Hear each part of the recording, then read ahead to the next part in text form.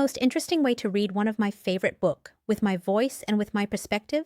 Let's see how it works. Welcome, everyone. Today we have a very special guest, Susan Wang.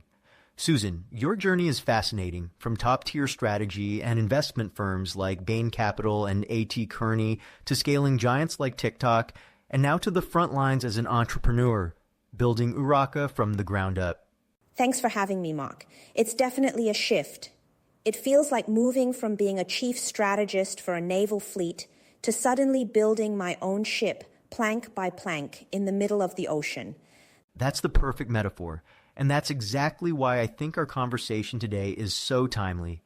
You're building a new operating system for your organization, and there's perhaps no more famous or famously detailed organizational OS than the one Ray Dalio built at Bridgewater, which he documented in Principles, Life, and Work. I agree. It's a book that's almost mythical in business circles. Exactly. But we're also in a moment of intense global change, which speaks to your mission of borderless education and your concerns about international talent. So I think we need to pair Dalio's first book with his second, Principles for Dealing with the Changing World Order. My proposal is that we look at this from two angles. First, using his micro toolkit to build your internal growth engine at Urasa, and second, using his macro telescope to navigate the turbulent world you're launching into. How does that sound? That's a powerful framing. It connects the day-to-day challenge of building a team with the high-stakes geopolitical landscape we operate in. I'm ready. Great. Let's start with the engine room. Dalio's core concept is the idea meritocracy. It's a system designed to ensure the best ideas win, supported by two pillars: radical truth and radical transparency. He argues this isn't about being nice, it's about being effective.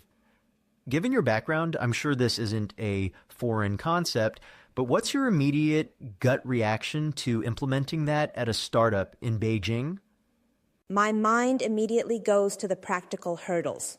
On one hand, the concept is incredibly appealing. At HBS, we debated these kinds of disruptive organizational models constantly. On the other hand, the cultural context is critical. In China, there's a strong emphasis on group harmony and saving face. The idea of radical truth could easily be misinterpreted as aggressive or disrespectful if not handled with immense care. At a fragile startup, team morale is everything. You've hit on the central tension. It's not about just flipping a switch. Dalio himself says this takes years to cultivate. How does this contrast with your experience at a hyper-growth tech company like TikTok? Want to create your idea twin? Download Aibrary today.